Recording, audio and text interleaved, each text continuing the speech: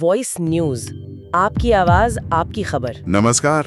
आज हम अमेरिका और भारत के बीच इस नए टैरिफ मुद्दे पर बात कर रहे हैं। जी, ये जो टैरिफ एकदम से दुगना मतलब 25% से 50% कर दिया गया है। हाँ, और जो राष्ट्रपति ट्रंप का कार्यकारी आदेश है उसकी कुछ डिटेल्स भी हैं। बिल्कुल। तो चलिए समझने की कोशिश करते हैं कि ये हुआ क्यों, भारत पर क्या असर पड़ेगा और आगे क्या हो सकता है। हाँ, ये जानना जरूरी है कि अमेरिका ने अचानक ये टैरिफ डबल क्यों किया। तो शुरू करते हैं वजह से।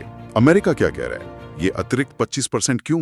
देखिए, जो मुख्य कारण बताया जा रहा है वो है भारत का रूस से कच्चा तेल मतलब पेट्रोलियम, फ्यूल ऑयल वगैरह खरीदना जारी रखना। अच्छा। अमेरिका चाहता है कि भारत ये खरीदारी बंद कर दे, तो एक तरह से ये दबाव बनाने की कोशिश है। लेकिन भारत ने भी तो कुछ कहा है इस पर, कोई काउंटर आर्ग्यूमेंट?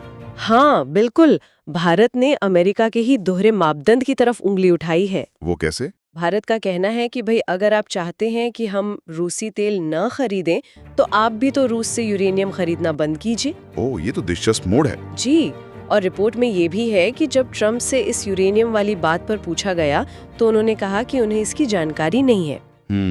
तो क्या ये मामला सिर्फ रूसी तेल तक ही सीमित है या इसके पीछे कुछ और कहानी भी चल रही है? मुझे लगता है इसमें और भी परतें हैं।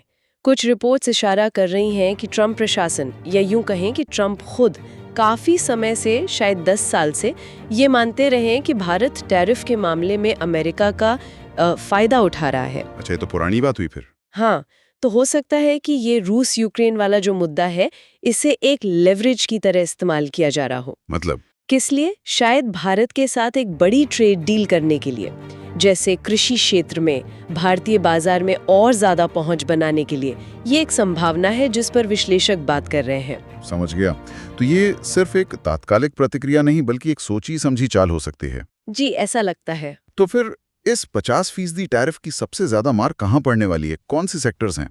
देखिए, सबसे बड़ा और शायद सबसे महत्वपूर्ण क्षेत्र है फार्मास्यूटिकल्स। हाँ, भारत को दुनिया की फार्मेसी भी कहते हैं। बिल्कुल, सस्ती और अच्छी जेनेरिक दवाएं और खास तौर पर एपीआईज यानी एक्टिव फार्मास्यूटिकल इंग्रेडिएंट्स हम बनाते हैं।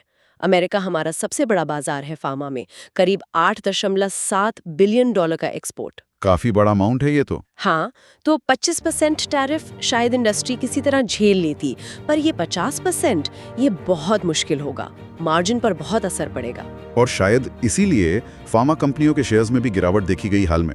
जी हाँ, ये उसी चिंता को दिखाता है। फार्मा के अलावा और कौन से क्षेत्र हैं जिन पर असर पड़ेगा? स्टील और एल्यूमिनियम तो पहले से ही निशाने पर थे, उन पर 25% था, वो अब इसी 50% वाले दायरे में आ गए हैं। अच्छा। इसके अलावा टेक्सटाइल और अपैरल, खासकर जो रेडीमेड गारमेंट्स होते हैं वो, फिर लेदर प्रोडक्ट्स और जेम्स एंड ज्वेलरी। और ये सारे सेक्टर काफी लेबर इंटेंसिव भी हैं, है ना? मतलब रोजगार पर असर। बिल्कुल सही, ये बहुत महत्वपूर्ण बात है। ये श्रम प्रधान क्षेत्र हैं, तो अगर इन पर असर पड़ता है तो इसका सीधा मतलब है नौकरियों पर असर पड़ सकता है। ये वाकई चिंता की बात है। अच्छा, ये जो टैरिफ है क्या ये तुरंत लागू हो गया है या कुछ समय है? नहीं, ये जो अतिरिक्त 25% है ये 21 दिनों के बाद लागू होगा। ओके, तो अभी 3 हफ्ते का समय है। जी। लेकिन इसमें एक और पेच है ट्रंप के एग्जीक्यूटिव ऑर्डर में। वो क्या? उसमें ये लिखा है कि अगर भारत जवाबी कार्रवाई करता है, मतलब रेसिप्रोकल टैरिफ्स लगाता है अमेरिका पर, तो अमेरिका टैरिफ और भी बढ़ा सकता है। ओह, तो ये तो एक तरह से भारत को बांधने की कोशिश हुई कि आप पलटवार भी नहीं कर सकते। हाँ, ऐसा ही लग रहा है, एक तरह से घेरने की कोशिश है। तो भारत का रुख क्या हो सकता है? क्या भारत इस दबाव में आएगा? है, और विदेश मंत्री एस जयशंकर ने भी कई बार ये बात कही है।